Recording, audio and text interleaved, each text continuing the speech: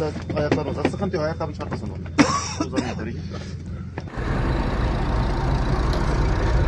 Geçmiş olsun ma. Teşekkür ederiz, sağ olun. Kolay gelsin. Sağ olun. Hoş geldiniz. Nereden geliyorsunuz? Nereye gideceksiniz abi? Yamaçlı köyüne geliyoruz. Siirt'e doğru gideceğiz.